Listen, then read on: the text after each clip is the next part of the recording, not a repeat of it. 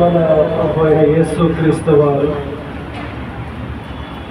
మనలందరినీ ప్రేమించి గత 5 నెలలుగా ఆరోగ్యములో, కష్టములో, నష్టములో, ఇబ్బందుల్లో, శోధనలో, ప్రతి విధమైనటువంటి బాధల్లో కూడా, సంతోషములో కూడా దేవుడు ఎంతగానో ఆదరిస్తూ, మేలు చేస్తూ, మనల్ని కాపాడుతూ వచ్చాడు. ఇక మీదట కూడా ఆయన తన కృపలో మనందరినీ కాపాడి, సంరక్షించి, వర్ధల చేసి, ఆశీర్వదించినట్లు మీరందరూ దీవించబడుదురుగాక. ఆమేన్. ప్రభువునందు ప్రియులారా, యేసు ప్రభువారు భూలోకానికి వచ్చారు. ఫిలిప్పు 2:6-7 ప్రకారముగా తండ్రితో సమానముగా ఉండట విడిచిపెట్టకూడని భాగ్యమని ఎంచుకొనక,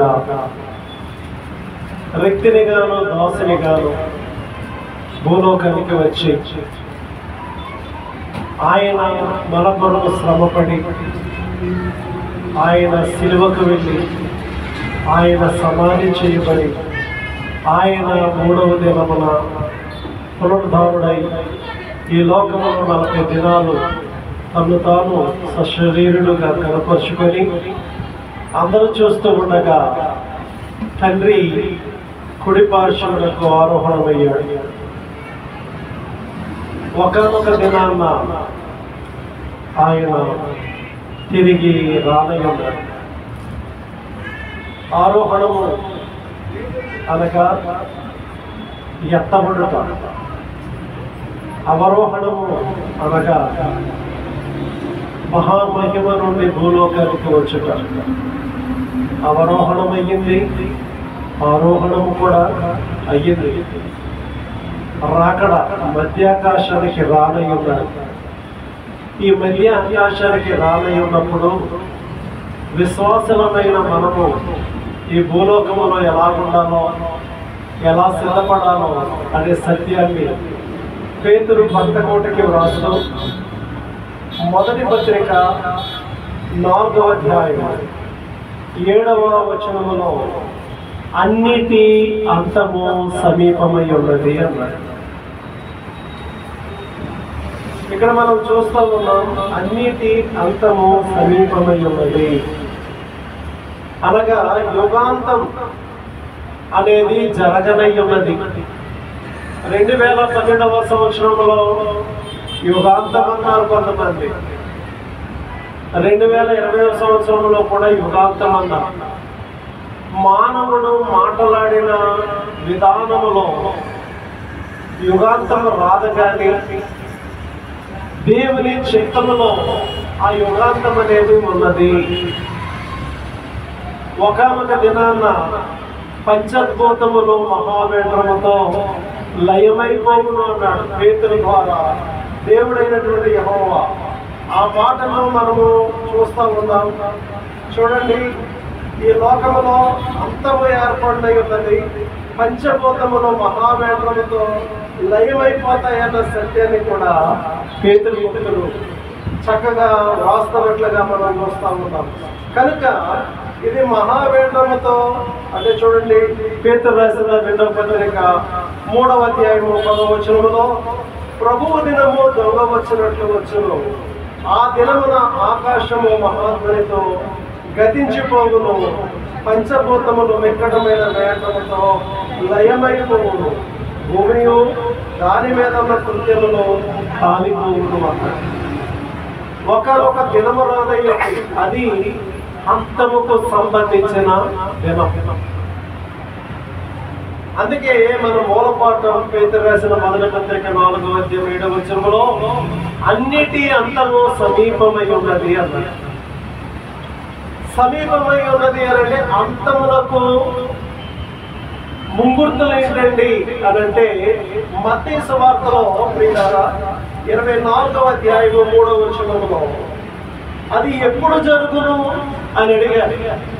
శిష్యులు దేవుని అడుగుతా ఉన్నారు, అవి ఎప్పుడు జరుగును అని అంటే ఈ మత్తయి సువార్త 24వ అధ్యాయం 3వ వచనంలో అవి ఎప్పుడు జరుగును అన్నారు. 6వ వచనంలో మీరు యుద్ధములను గురించి యుద్ధ సమాచారముల గురించి విందురు, యుద్ధములు జరుగుతాయి అన్నాడు. అంటే యుద్ధముల గురించి వింటారు. మనం చూస్తూ ఉన్నాం యుక్రెయిన్ రష్యా ఆల్రెడీ భూలోకములో కొన్ని సూచనలు కనబడతా ఉన్నాయి. యుద్ధాలు జరుగుతూ ఉన్నాయి. ఇండియా పాకిస్తాన్ కూడా యుద్ధాలు జరిగాయి. కాబట్టి ఆ ఇజ్రాయెల్ దేశం మీద అయితే నలుప్రక్కల ఇప్పుడు జరుగుతూనే ఉన్నాయి. భూలోకములో యుద్ధాలు జరుగుతూ ఉన్నాయి, సూచనలు.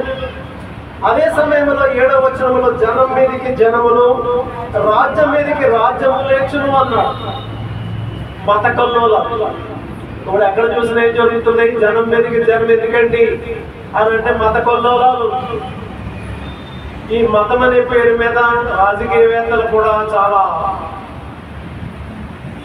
చూస్తా ఉన్నాం. మనం మతాన్ని అడ్డు పెట్టుకొని వాళ్ళు రాజులుగా చలామణి అవుతా ఉన్నారు. కాబట్టి ఏమంటా ఉన్నాడంటే జనం మీదకి జనములు, రాజ్యం మీదకి రాజ్యము లేచునన్నాడు. అక్కడక్కడ కలుగును అన్నాడు 8వ వచనంలో, భూకంపములు కలుగును అన్నాడు. 9వ వచనంలో నా నిమిత్తం మీరు సకల జనుల చేత ద్వేషింపబడుతురు అన్నాడు. భూకంపాలు కలుగుతూ ఉన్నాయి, మనం చూస్తూ ఉన్నాం. కరువులు కలుగుతూ ఉన్నాయి, మనం చూస్తూ ఉన్నాం. జనం మీదకి జనం ఎగబడతా ఉన్నారు, మనం చూస్తూ ఉన్నాం. రాజ్యం మీదకి రాజ్యం ఎగబడతా ఉన్నారు, మనం చూస్తూ ఉన్నాం. ఇవన్నీ దేనికి సాదృశ్యం ఏంటి అని అంటే ఆయన రాకడకు సాదృశ్యమై ఉన్నవి, అంతమునకు సాదృశ్యమై ఉన్నవి. కాబట్టి విశ్వాసమైన మనము దేవుని రాకడ కొరకు మెలకువగా ఉండాలి. ఎలా ఉండాలి? యాకోబు పత్రిక 5వ అధ్యాయము, యాకోబు పత్రిక 5వ అధ్యాయము 8వ వచనం చదువుదామండి. యాకోబు పత్రికలో 5వ అధ్యాయం 8వ వచనం, ప్రభువు రాక సమీపించి ఉన్నది కనుక మీరును ఓపిక కలిగి ఉండుడి, మీ హృదయములను స్థిరపరచుకొనుడి. ఓపిక అవసరం. ప్రభువు రాజ్యము సమీపించనై ఉన్నది, లేక ప్రభువు రాకడ సమీపించనై ఉన్నది. కాబట్టి ఏం అవసరం అండి అని అంటే ఓపిక. రాకడకు గుర్తులేంటో మనం చెప్పుకున్నాం. అక్కడక్కడ యుద్ధములు, భూకంపములు కలుగును అన్నాడు. జనం మీదకి జనము లభిస్తారన్నాడు, రాజ్యం మీదకి రాజ్యము లభిస్తుంది అన్నాడు. అయితే మనం ఏమి కలిగి ఉండాలి? ఓపిక కలిగి ఉండాలి. రెండవది మనం ఏమి కలిగి ఉండాలి అని అంటే హృదయమును స్థిరపరచుకొనవలెను. ఎప్పుడైతే హృదయాన్ని స్థిరపరచుకుంటామో ఆ రోజు మనము తప్పించబడతాం. ఎప్పుడైతే ఓపిక కలిగి ఉంటామో ఆ రోజు మనము తప్పించబడతాం. కాబట్టి పరలోక రాజ్యము సమీపించనై ఉన్నది, దేవుని రాకడ సమీపించనై ఉన్నది, అన్నిటి అంతము సమీపముగా ఉన్నది కాగా అన్నాడు. పేతురు రాసిన మొదటి పత్రిక 4వ అధ్యాయం 7వ వచనంలో అన్నిటి అంతము సమీపమై ఉన్నది కాగా మీరేమై ఉండాలి? స్వస్థ బుద్ధి కలిగిన వారై ఉండాలి అన్నాడు. ఏమై ఉండాలి అంటున్నాడు అని అంటే స్వస్థ బుద్ధి కలవారై. విశ్వాసులైన మనము ఏ బుద్ధి కలిగి ఉండాలంటున్నాడు? స్వస్థ బుద్ధి. అనగా బుద్ధిలో స్వస్థత ఉండాలి. మనిషి ఆరోగ్యములో స్వస్థత ఉండకపోతే ఆరోగ్యవంతుడుగా ఉండలేము. అనారోగ్య పరిస్థితుల్లో ఉన్న మనము ఏ పని చేయలేము. అలాగే బుద్ధిలో స్వస్థత ఉండాలి. బుద్ధిహీనత అనే దాన్ని తొలగించుకొని బుద్ధిమంతులముగా ఉండాలి. స్వస్థ బుద్ధి అన్నాడు. ఏ బుద్ధి అండి అని అంటే మనం ఎలా ఉండాలి చెప్తా ఉన్నాడు, మీరు స్వస్థ బుద్ధి గలవాలి.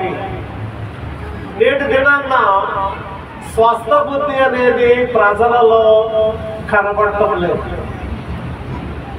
కనుక సమాధానాన్ని కోల్పోతా ఉన్నాం. స్వస్థ బుద్ధి లేదు. ఇంటిలోనూ లేదు, సంఘములోనూ లేదు, సమాజంలో కూడా స్వస్థ బుద్ధి అనేది లేదు. మరి ఏ బుద్ధి అండి అని అంటే స్వబుద్ధి కదా. స్వబుద్ధి, నా ఇష్టం. అయ్యా లేఖనం ఎలా మాట్లాడుతుంది కనుక లేఖనానుసారంగా బ్రతకాలి, అమ్మా ఇలా బ్రతకాలి, అయ్యా ఇలా బ్రతకాలి అని మనం హెచ్చరిక చేస్తున్నా, టీవీలో దేవుని సేవకులు బోధిస్తూ ఉన్నా, రేడియోల ద్వారా దేవుని వాక్యం ప్రకటింపబడుతూ ఉన్నా, దేవుని వాక్యం చదువుట ద్వారా దేవుడు హెచ్చరిక చేస్తూ ఉన్నా, మానవుడు స్వబుద్ధిని ఆధారం చేసుకుంటూ ఉన్నాడు. సామెతల గ్రంథములో 3వ అధ్యాయం 5వ వచనములో నీ స్వబుద్ధిని ఆధారము చేసుకొనక. ఏం ఆధారం చేసుకోవద్దన్నాడు? నీ స్వబుద్ధిని ఆధారము చేసుకొనక. స్వబుద్ధి ద్వారా నష్టపోతాం. స్వతహాగా మన ఇష్టం. పిల్లలు ఏమంటారు? నా ఇష్టం. కానీ భార్య ఏమంటది? నా ఇష్టం అంటే కదా. ఆ భర్త నా ఇష్టం అంటాడు. ఎవరి ఇష్టము వారిది. ప్రతివాడు తనకిష్టమైన మార్గమునకు తొలగిపోయి ఉన్నాడు. మన ఇష్టం వచ్చిన మార్గాన్ని మనం వెళితే తొదకి అది మరణమునకు దారితీయును. కనుక స్వబుద్ధిని ఆధారం చేసుకోవద్దు. స్వస్థ బుద్ధి గలవారై ఉండాలని దేవుని వాక్యం మాట్లాడుతూ ఉంది. స్వబుద్ధి వలన పాపం చేస్తాడు మానవుడు. స్వబుద్ధి వలన మానవుడు మోసం చేస్తాడు. స్వబుద్ధి వలన మానవుడు అబద్ధాలాడుతూ ఉంటాడు. స్వబుద్ధి వలన మానవుడు అసూయ చూపిస్తూ ఉంటాడు. స్వబుద్ధి వలన మానవుడు ద్వేషిస్తూ ఉంటాడు. స్వబుద్ధి, స్వంత బుద్ధి కదా. కాబట్టి స్వబుద్ధిని ఆధారం చేసుకోవద్దు. ఆయన అధికారములకు ఒప్పుకో. ఆయన ఏం చెప్తున్నాడు అది ఆలకించు. ఆయన వాక్యానుసారమైన జీవితం కలిగి జీవించు. దేవుని వాక్యం ఏమంటుంది అంటే స్వస్థ బుద్ధి కలిగి ఉండాలి. దేవుడంట ప్రసంగి గ్రంథంలో 7వ అధ్యాయంలో 29వ వచనములు అంటాడు, దేవుడు నరులను యథార్థవంతులుగా పుట్టించాడు, కానీ వారు వివిధ తంత్రములు గలవారై. ఏ తంత్రములు? యథార్థత అంటే మంచి బుద్ధి. దేవుడు యథార్థవంతులుగానే పుట్టించాడు, కానీ వారు ఎదుగుతూ ఎదుగుతూ ఎదుగుతూ వివిధమైన తంత్రములు కలిగిన వారై వారు ఏమవుతా ఉన్నారు అంటే పతనం అవుతా ఉన్నారు. కారణం వివిధ తంత్రములు అంటే స్వబుద్ధిని ఆధారము చేసుకొని. కాబట్టి విశ్వాసులైన వారు స్వబుద్ధిని ఆధారము చేసుకొనకూడదు. స్వబుద్ధిని ఆధారము చేసుకుంటే నష్టపోతాం. ఉదాహరణ అపోస్తల కార్యముల గ్రంథం 5వ అధ్యాయం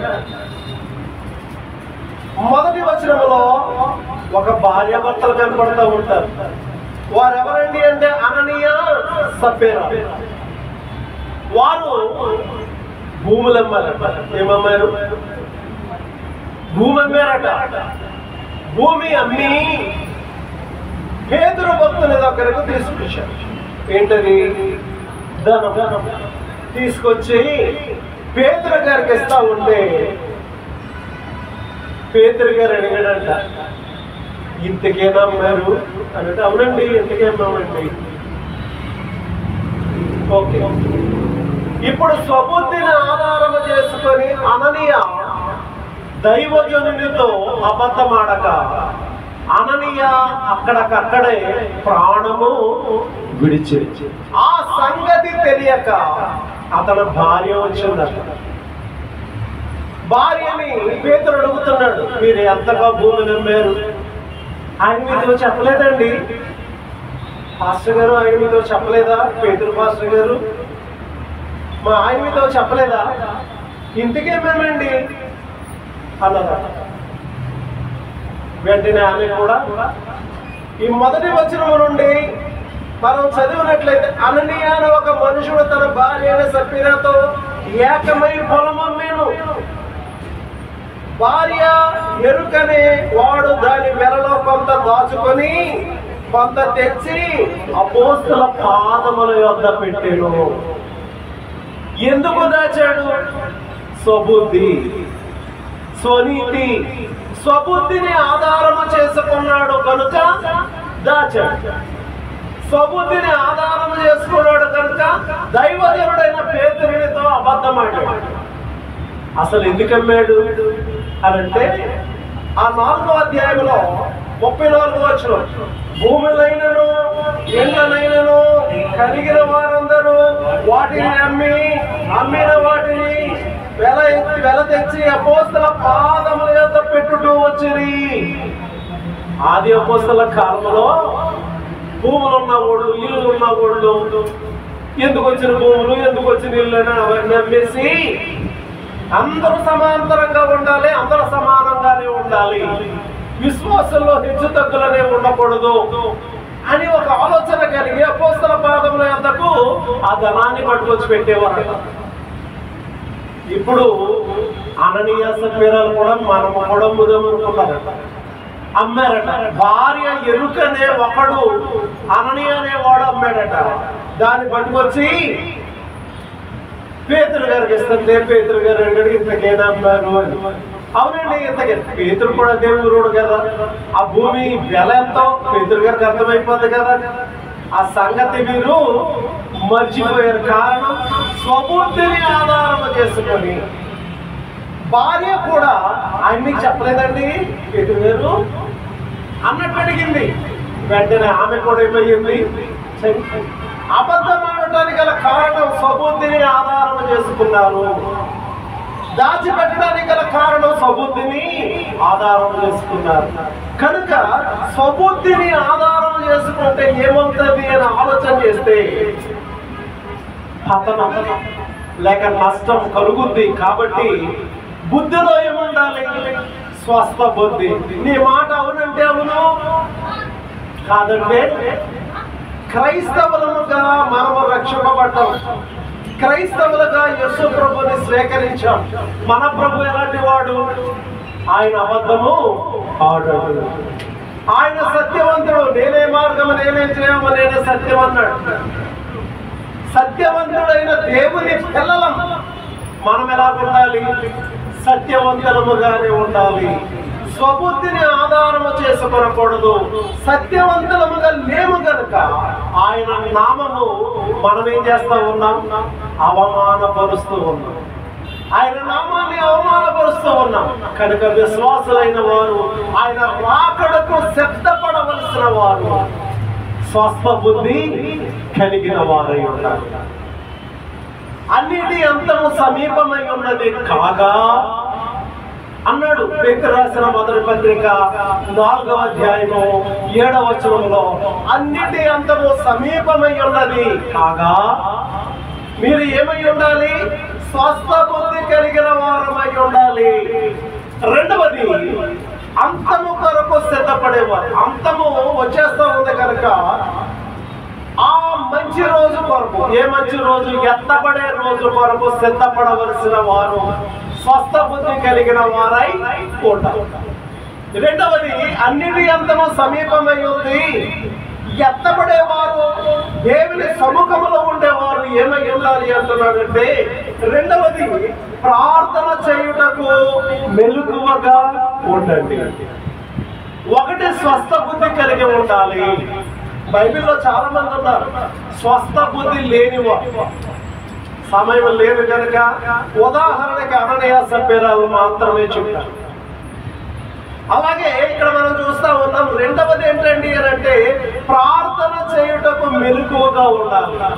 అంతము సమీపించి ఉన్నది, ప్రార్థన చేయాలి. ప్రార్థన చేయుటకు మెలకువగా ఉండాలి. మెలకువ ఎందుకండి? అన్నిటికీ నిద్ర రాదు. వస్తుందా? ఆ పక్కింట్లో ఏదైనా గొడవ పడినోడు అర్ధరాత్రి ఇళ్ళ కంటే ఎగిరి చూసేస్తాం తప్ప నిద్ర ఎటు ఎగిరిపోద్దో తెలీదు.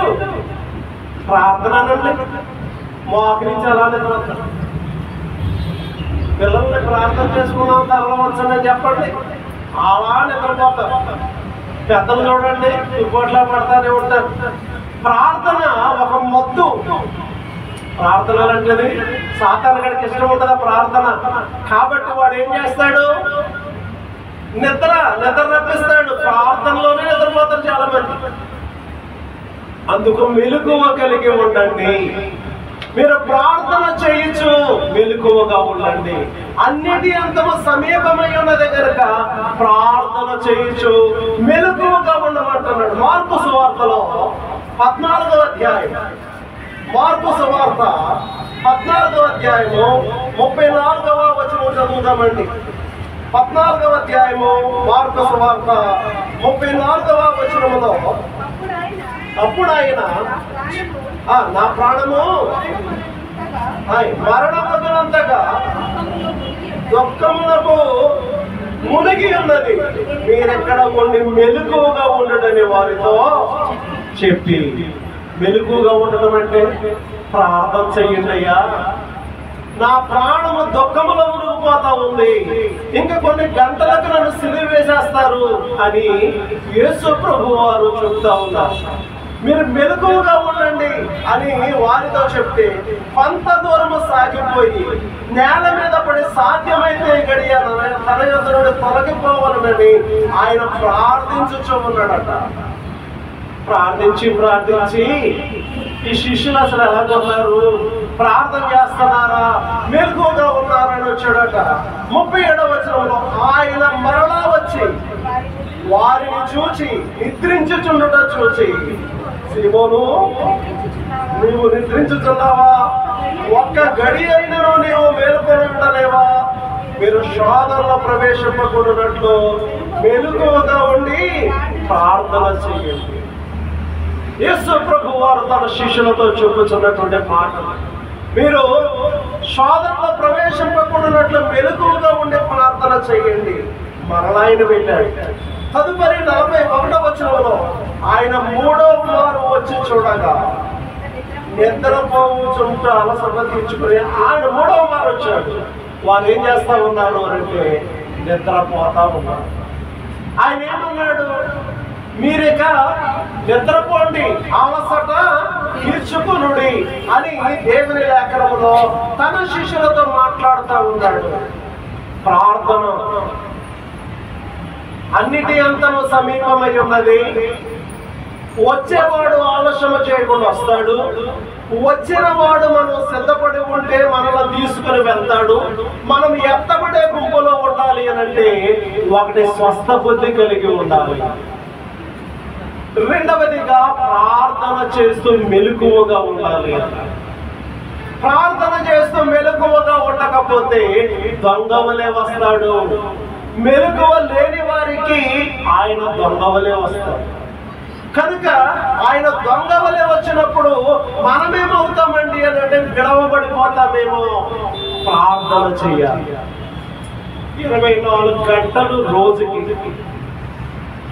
24 గంటల్లో 2 గంటల 40 నిమిషాలు దశమ భాగం కదా. దేవుడు ఇచ్చినటువంటి 24 గంటల్లో దశమ భాగం 2 గంటల 40 నిమిషాలు. ఈ 2 గంటల 40 నిమిషాలు వాక్యం చదవడానికి ఇస్తున్నావా? ప్రార్థన చేయడానికి ఇస్తున్నావా? ఈ 2 గంటల 40 నిమిషాలు దేనికి ఇస్తా ఉన్నాం? పొద్దుట లెగాలి, లెగిచిన తర్వాత బెడ్ కాఫీ, తరువాత టిఫిన్, తరువాత భోజనం, తరువాత స్నాక్స్, మళ్ళా రాత్రి భోజనం. ఈజ్ ఈక్వల్ టు 2 గంటల 40 నిమిషాలు అవుతుందేమో. కానీ ప్రార్థనకు ఎంత టైం ఇస్తా ఉన్నాం? ఆలోచన చేయాలి. దేవుడు వల్ల ప్రేమించి 24 గంటలు ఇచ్చాడు రోజు. అందులో దశమ భాగం 2 గంటల 40 నిమిషాలు. మనం మరి దాన్ని దేనికి వినియోగిస్తా ఉన్నాం? దేవునికి ఇవ్వాలి కదా. సమయాన్ని ఇస్తా ఉన్నామా? ఒకనొక దినాన్న రానయ్య ఉన్నాడు, హెచ్చరిక చేస్తా ఉన్నాడు. బైబిల్ అనేక చోట్ల వ్రాయబడి ఉంది. అన్నింటికి సమయం ఇస్తాం. స్కూల్కి వెళ్ళటానికి అరగంట ముందు ఉంటాం. కాలేజీకి వెళ్ళటానికి అరగంట ముందు నుంచే సిద్ధపడతాం. షాపింగ్కి వెళ్ళడానికి అన్ని పట్టుకొని అరగంట ముందే సిద్ధపడతాం. కాబట్టి ఆదివారం చికెన్ తేవాలి సాయంత్రం 4 గంటలకే ఇల్లు కదిలేస్తాం కదా. అన్నిటినీ సిద్ధపరుస్తామండి. వంటకేంటి, ప్రతిదానికి, ప్రయాణానికి కూడా అరగంట ముందుంటాం. మరి ప్రార్థనకు ఎంతకాలం బ్రతుకుతామండి? కొంతకాలమే. మనం భూలోకములో నిన్నటి వారమే అన్నాడు, బెత్తడంత అన్నాడు, గడ్డి పువ్వు అన్నాడు, ఆవిరి అన్నాడు. కాబట్టి ఎండిన మాటలు ఎంతకాలం? మరి ఇది చనిపోయిన తర్వాత మనకంటూ బ్రతుకుంది కదా, ఆయనతో సదాకాలం ఉండాలి. సదాకాలం ఉండాలంటే ఇక్కడ మనం ఏమవ్వాలి? సిద్ధపడాలి. సిద్ధపడుతుందా? స్వస్థబుద్ధి ఉందా? ప్రార్థనలో సిద్ధపడటం ఉందా? ఆయన ప్రార్థన చేశాడు. మార్కు సువార్తలో 1వ అధ్యాయము చూడండి 35వ వచనం.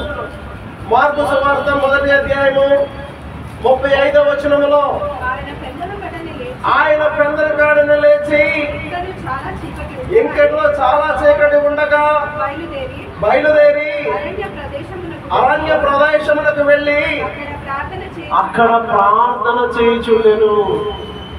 ఎందుకు చేయాలండి? ఆయనే దేవుడు కదా. తీతుకు రాసిన పత్రిక 2వ అధ్యాయం 11వ వచనంలో మహాదేవుడును వన రక్షకుడని యేసుక్రీస్తు అని పేరుంది ఆయనకి. ఆయన ఎందుకు ప్రార్థన చేయాలి? ఆయన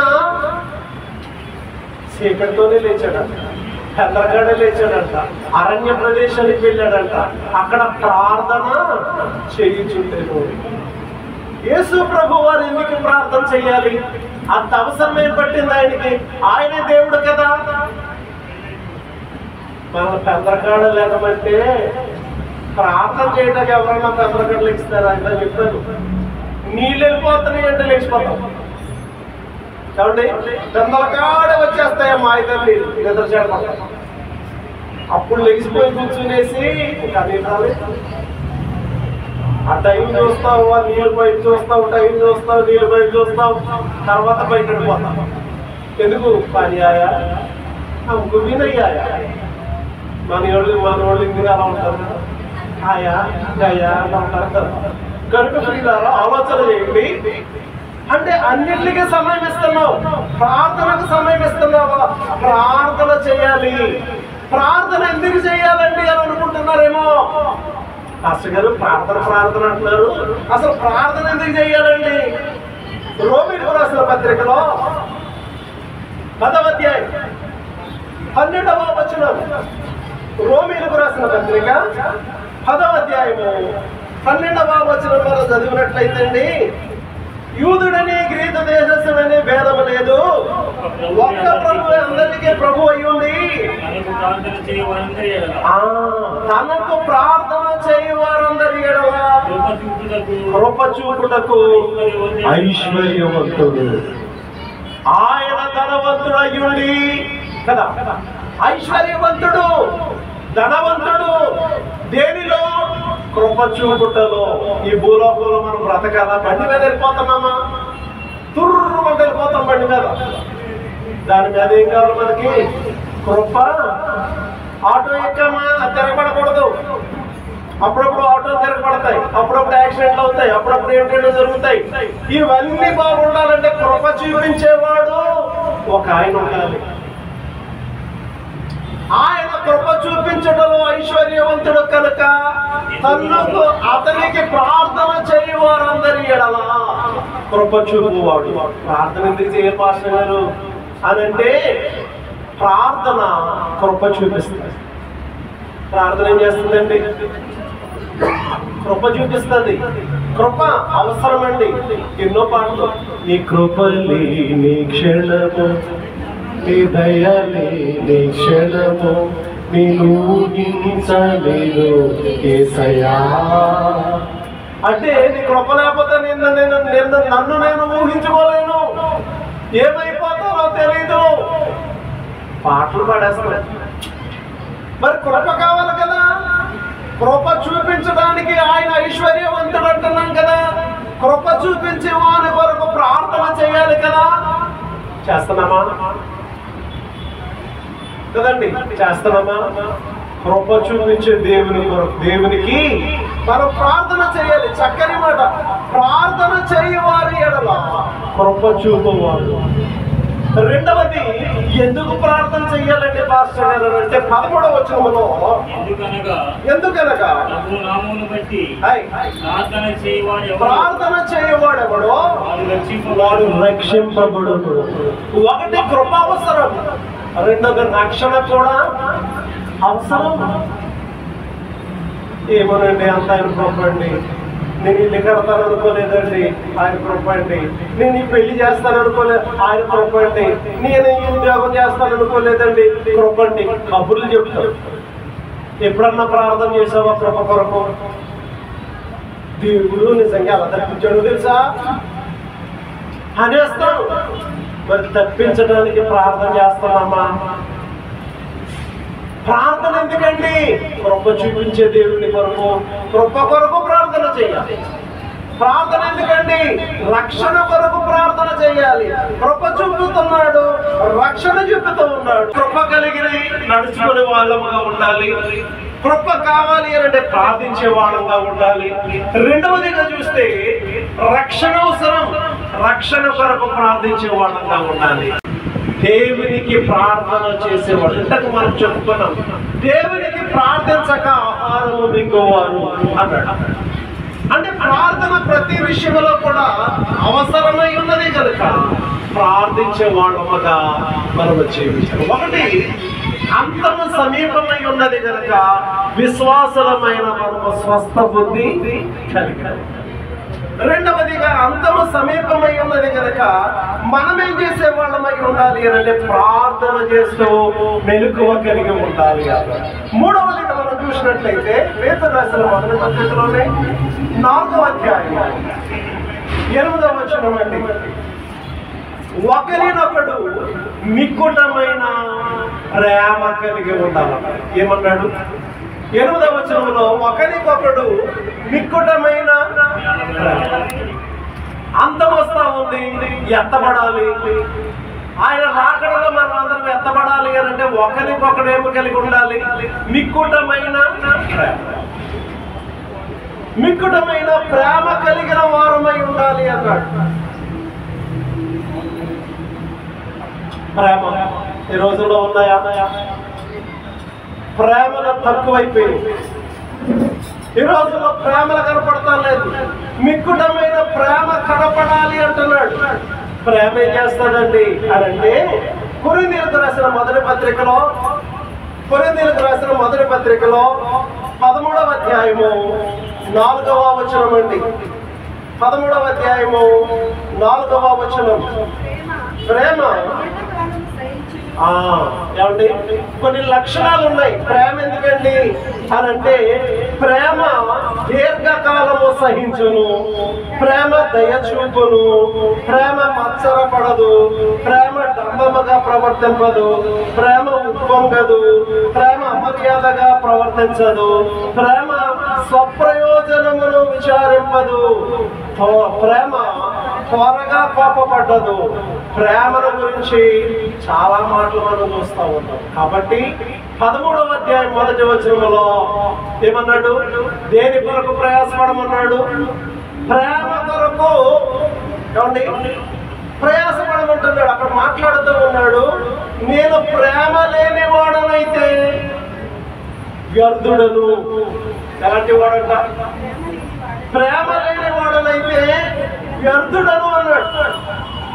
ప్రేమ లేని వాడనైతే గనగనలాడు తాళమనై ఉన్నాను అన్నాడు. ఎవరు? పౌలు. ప్రేమ ఉప్పొంగదన్నాడు, ప్రేమ మర్యాదగా నడవదన్నాడు, ప్రేమ స్వప్రయోజనము కోరదన్నాడు. కనుక ప్రేమ సహిస్తాదన్నాడు, ప్రేమ ఉప్పొంగదు అన్నాడు, ప్రేమ త్వరగా కోపపడదు అన్నాడు. కనుక ప్రేమ లేని వారి వలె ఉండవద్దు. ప్రేమ లేని వాడనైతే నేను గనగనలాడు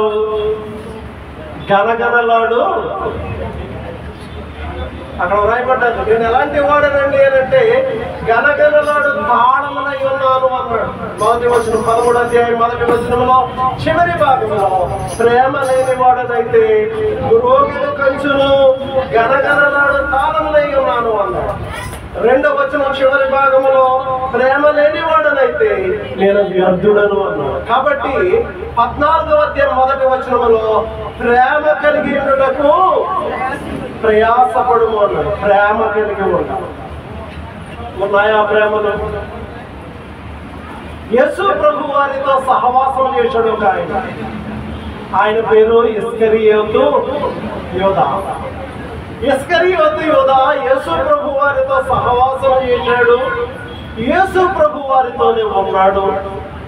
ఇంతలో యేసు ప్రభు వారు మరియా మార్తల గృహానికి వెళ్ళారు. వారు భోజనం ఏర్పాటు చేసినప్పుడు మరియా ఉన్నతమైన అందరు గుడ్డని తీసుకొని వచ్చి దాన్ని తగలబట్టి ఆయన పాదములకు పూసిందంట. యోధా ఏమన్నాడు? నువ్వు ఎత్తరంటే కదా కాస్ట్లీ ఎత్తరు కదా. చదువుతాము యోహాను సువార్తలో 12వ అధ్యాయము 1వ వచనమండి. యోహాను సువార్త 12వ అధ్యాయం 1వ వచనం. 12వ అధ్యాయం 1వ వచనంలో కాబట్టి యేసు తాను మృతి పొంది మృతులలో నుండి లేచిన లాజరు ఉన్న బేతనియ పస్కా పండుగకు 6 దినముల ముందుగా వచ్చాను. అక్కడ వారు ఆయనకు విందు చేసి మార్త ఉపచారం చేశాను. లాజరు ఆయనతో కూడా భోజనములు కూర్చున్నవాడు ఒకడు. అప్పుడు మరియా మిక్కిలి విలువ గల అర్చజట మాంసి అత్తరు ఒక సేరున ఎత్తు తీసుకొని యేసు పాదములకు పోసి తన తల వెంట్రుకలతో ఆయన పాదముల తుడిచాను.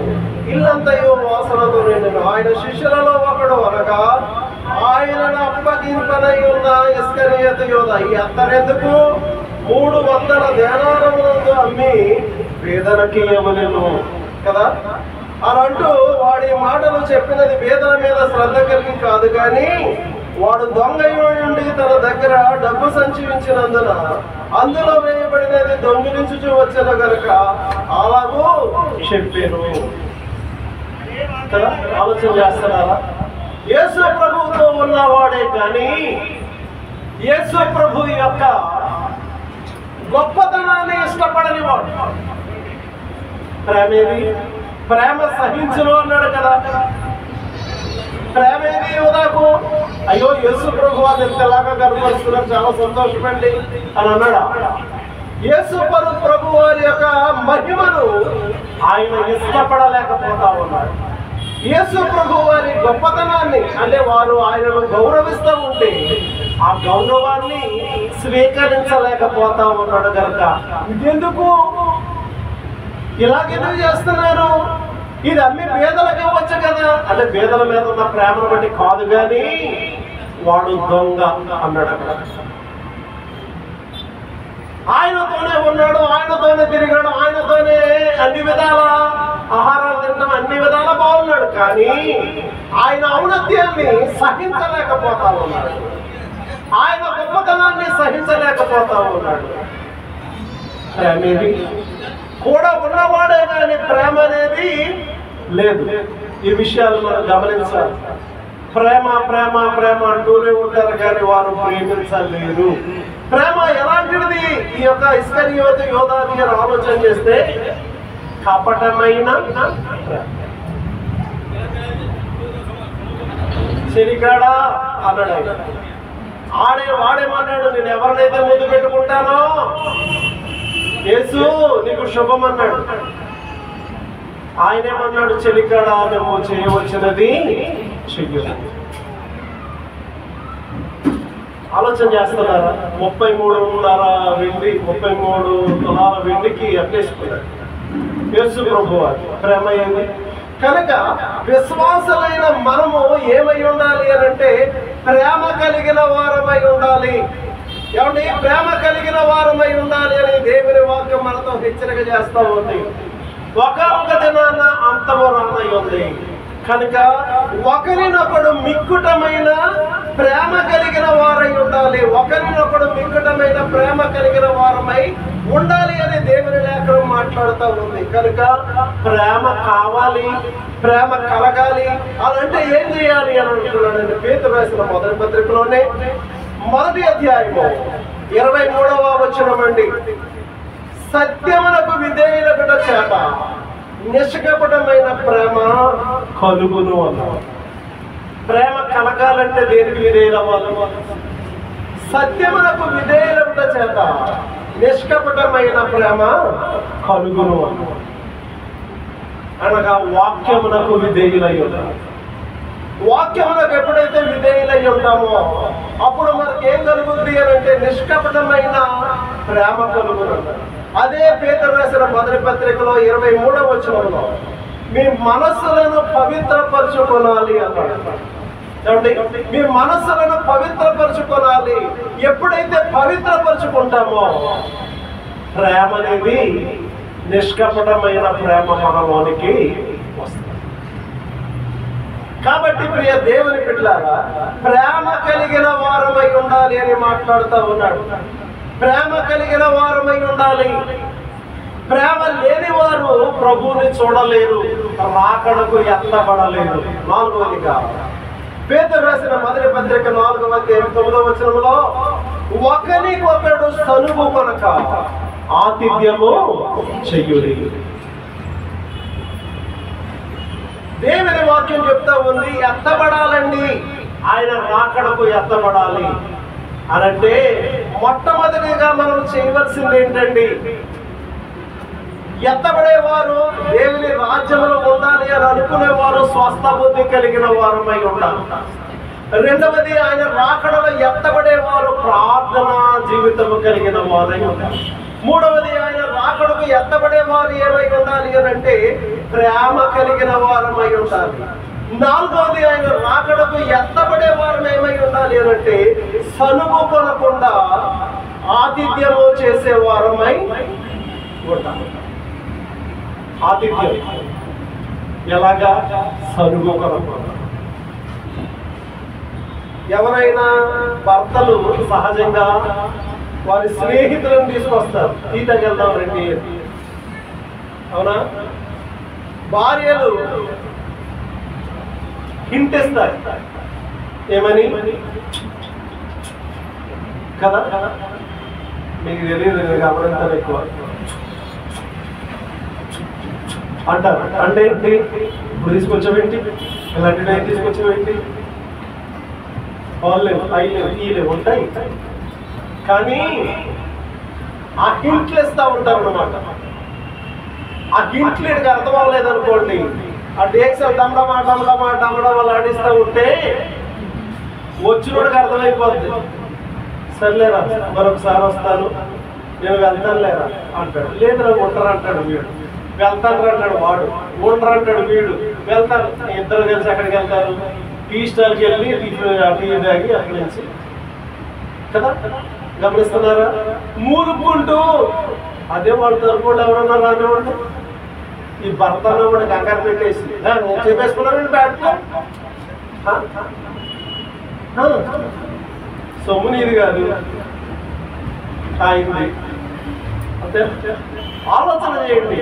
అంటే సనుగు కొనకుండా ఆతిథ్యము చేయండి. సనుగులు చాలా మంది ఇంత టీ ఇవ్వడానికి సనుక్కుంటారు, ఇక్కడ కాదులేండి అక్కడ చూస్తారు, సనుక్కుంటూ ఉంటారు. బైబిల్ అంటుంది సనుగు కొనకుండా ఆతిథ్యము చేయండి. ఒకరికొకడు సనుగు కొనకుండా ఆతిథ్యము చేయండి. సనుగులు ఉండకూడదు. ఆతిథ్యము చేసేవారు సనుగు కొనకుండా ఆతిథ్యము చేయాలి అని చెప్పేసి దేవుని వాక్యం మాట్లాడుతూ ఉంది. చాలా మంది సూచనలు ఇస్తారు, కొంచెం చెయ్యే, ఏం చెయ్యి తాగిచ్చారు ఇప్పుడు ఆ రోజుల్లో ఊర్లో. ఏమని? ఇంకో పచ్చిమిరపకాయలు బాబా ఏంటన్నారు, ఆ బీరకాయే అప్పుడయ్యే అది మాసం అంటారు కదా, ఆ బీరకాయే అప్పుడయ్యే సూచనలు సూక్తులు ఇచ్చేసి ఎప్పుడు పోతారా అనుకుని ఎందుకు ఎందుకు ఆ వినలేక వచ్చినోడల్లా సూక్తులు చెప్తా ఉంటే పేషెంట్ కదా, నేను ఎలా ఉండాలి? కొన్ని పూట ఏదో చేసుకుని వస్తాను ఇదిగో బాబా అని అంటారా, ఇదిగో సీకాయ పచ్చడి ఉంటే చేసుకుంటే బాగుంటుంది. అమ్మా తెలియదా కాబట్టి ఇప్పుడు ఆవిడ చేస్తుందా, నాకేం చేస్తుందా, ఇంట్లో ఎన్ని ఉంటాయి. సూక్తులు ఇచ్చే వాళ్ళంగా ఉండకూడదు, సూచనలు ఇచ్చే వాళ్ళంగా మనం ఉండకూడదు, కానీ ఆతిథ్యం చేసే వాళ్ళగా. ప్రవక్తను చేర్చుకుని వాడు ప్రవక్త ఫలం పొందును అన్నాడు, యాజకును చేర్చుకుని వాడు యాజకుని ఫలం పొందును అన్నాడు, సేవకుని చేర్చుకుని వాడు సేవకుని ఫలము. సూక్తులు విశ్వాసులు ఇవ్వకూడదు, సూచనలు విశ్వాసులు ఇవ్వకూడదు, కానీ చేసి పెట్టే వాళ్ళగా ఉండాలి. వాక్యం అదే చెప్తుంది. కనుక ప్రియ దేవుని బిడ్డలారా, కొందరు ఎరుగకయే దేవదూతలకు ఆతిథ్యము ఎరుగకయే తెలియదు పాపం. కొందరు ఎరుగకయే దేవదూతలకు ఆతిథ్యము చేసి అన్నాడు. ఆ హెబ్రీయులకు రాసిన పత్రికలో 13వ అధ్యాయము 1వ వచనం అండి. 13వ అధ్యాయం 1వ వచనం.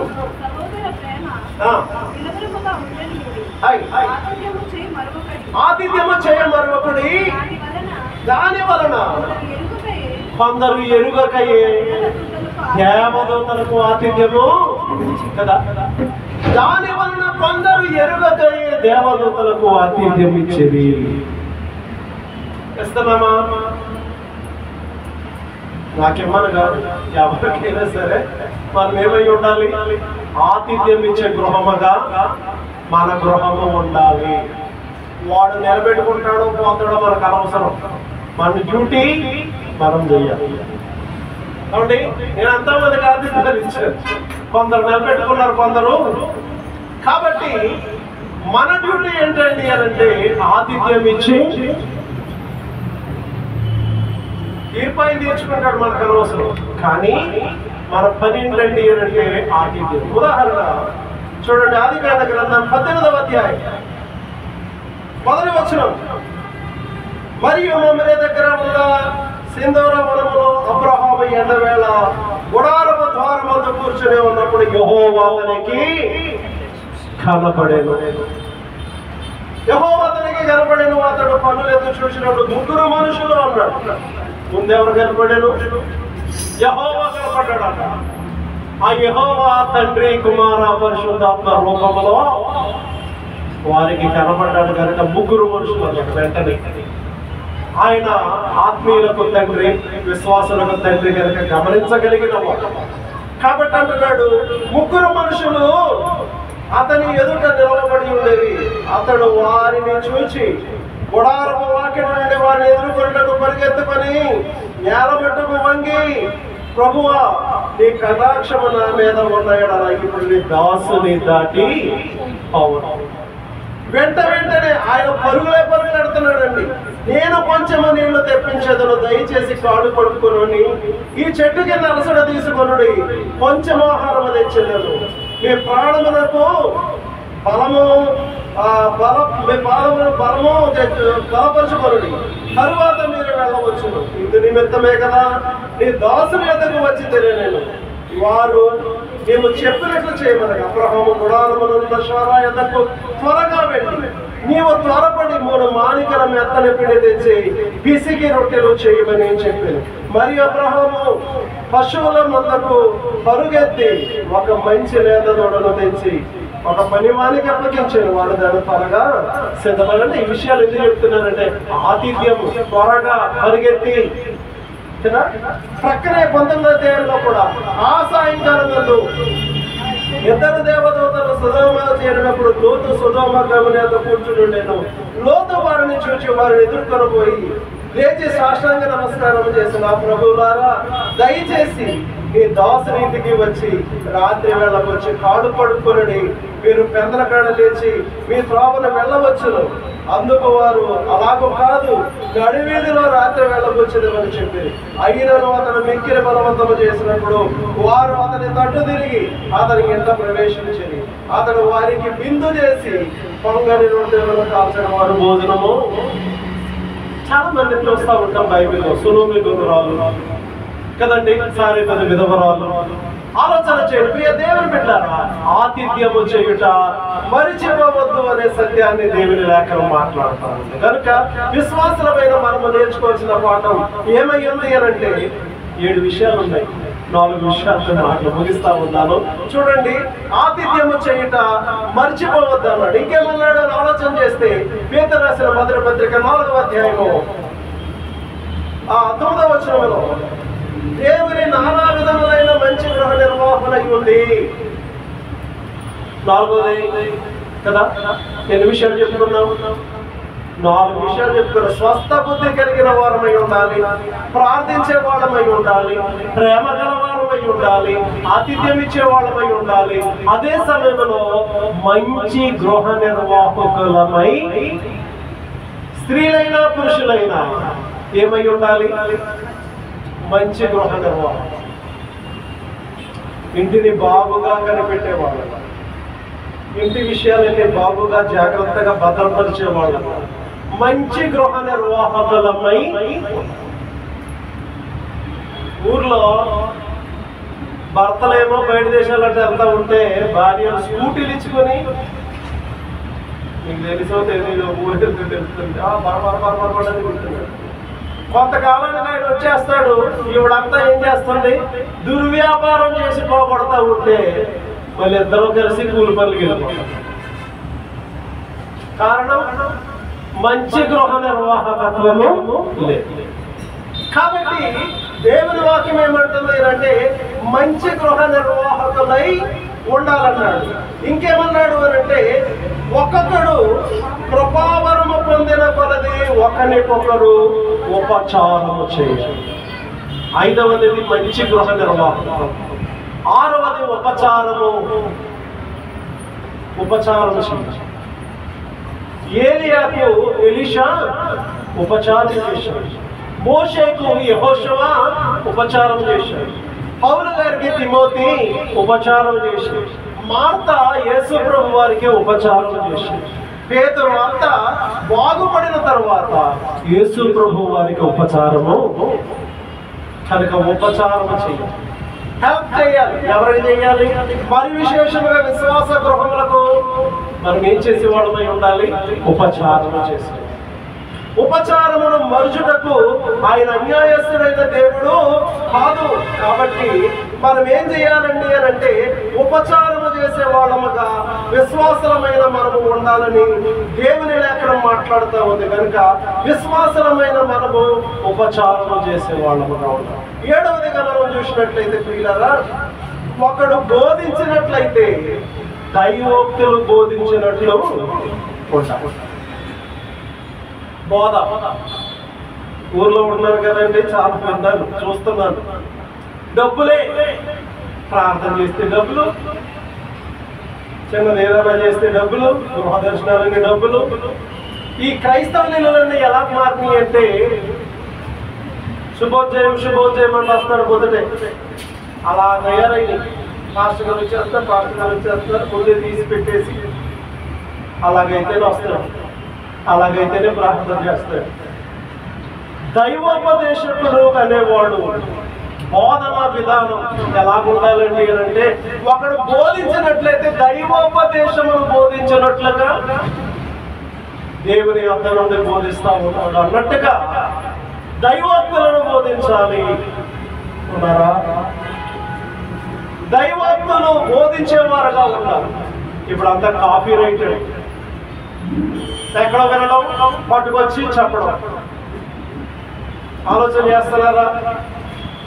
కష్టపడేది లేదు, సంఘాలు కావాలి. ఏం కావాలి? సాక్ష్యం లేదు. కల్పనా కథల వైపు జనాలు తిరుగుతున్న రోజులు, అలాంటి వారిని జనాలు ఏర్పరచుకున్న రోజులు, అలాంటి వారిని జనాలు ఎన్నిక చేసుకుంటున్న రోజుల్లో మనం ఉన్నాం. బోధించేయటానికి ప్రతి ఒక్కరూ సిద్ధపడిపోతున్నాయి. కారణం ఈజీ. వాడికి సంఘం కావాలి, విశ్వాసాలను కట్టుకోడు, విశ్వాసాలను బలపరచడు. ఎవరో విశ్వాసం వస్తే ఆయన ఏం చేస్తూ ఉంటాడు? అలాంటి వాళ్ళు ఉన్నారు. అలాంటి భయంకరమైన దినాల్లో మనం జీవిస్తూ ఉన్నాం. కానీ ఒకనొక దినం రానై ఉంది వారు విడువబడతారు. ఒకడు బోధించిన ఎడల దైవోక్తులను బోధించినట్టుగా ఉంటే వారు ఏమవుతారు అని ఎత్తబడతారు. ప్రభువు రాకడ సమీపమై ఉన్నది. ప్రభువు రాకడ ఏమై ఉన్నది? సమీపమై ఉన్నది. వచ్చేవాడు ఆలస్యము చేయక త్వరగా వచ్చును. వచ్చిన తర్వాత వాని వాని క్రియలను బట్టి జీతం ఇవ్వటానికి నా యొద్ద జీతం ఉన్నది అన్నాడు. ఆయన జీతం ఇస్తాడు. బలా నమ్మకమైన మంచి దాసుడు అంటాడు. ప్రవర్తన ఫలాన్ని బట్టి మనకు ఫలితము ఒకనొక దినాన ఇవ్వనై ఉన్నాడు కనుక అంతము రానై ఉంది. అంతానికి సిద్ధపడేవారు, ఆయన రాకడలో ఉండాలి అనుకునేవారు ఎలా ఉండాలో చెప్తా ఉన్నాడు. ఈ యొక్క పేతురు రాసిన మొదటి పత్రిక 4:7 వచనం నుండి మనం చదువుతున్నట్లయితే 11వ వచనం వరకు ఆ అంతానికి సిద్ధపడేవారు, ఎత్తబడాలనే గుంపులో ఉండేవారు స్వస్థ బుద్ధి కలిగిన వారై ఉన్నారు. రెండవది ప్రార్థనలు చేసేవారై ఉండాలి. మూడవది సహోదర ప్రేమ, మిక్కుటమైన ప్రేమ కలిగిన వారై ఉండాలి. నాలుగవదిగా చూసినట్లయితే వారు సనుగు కనకుండా ఆతిథ్యం ఇచ్చేవారై ఉండాలి. ఐదవదిగా చూసినట్లయితే వారు ఉపచారము చేసేవారై ఉండాలి.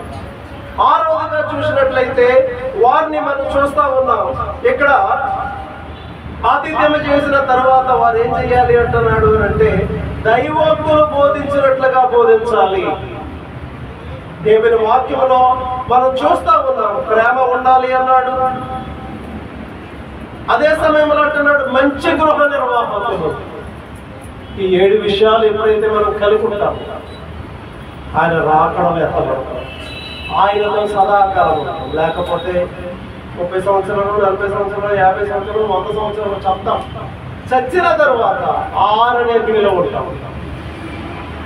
ఒకవేళ ఈ యొక్క లక్షణాలన్నీ మనలో ఉంది, మనం జాగ్రత్త కలిగి ఉంటే ఆయనతో సదాకాలము ఆ సత్యాన్ని గమనించి ప్రభు కృపల ముందుకు సాగాలని కోర్చు. ఈ మాటలు ముగిస్తా ఉన్నాను. దేవుడు తన వాక్యాన్ని దీవించి ఆశీర్వదించును గాక. ఆమేన్. కృపా సత్య సంపూర్ణమైన మా ప్రియ పరలోక తండ్రి, పరిశుద్ధుడా నీకు వందనాలు. మీరు ఇచ్చిన వాక్య సందేశం బట్టి స్తుతిస్తా ఉన్నాం. ఇదిగో నాయనా, నీ రాకడకు ఎత్తబడేవారు ఎలా ఉండాలో మీరు మాకు నేర్పించారు. సిద్ధపడి నీ రాకడలో ఉండటానికి మీరు ఇచ్చినటువంటి ఈ మాటలన్నీ ప్రభు వారి గృహాల్లో వారి హృదయాల్లో ఉంచుకుంటారని సహాయం చేయండి. యేసుక్రీస్తు వారి ఘనమైన నామములో ప్రార్థన చేయించున్నాం మా పరమ తండ్రి.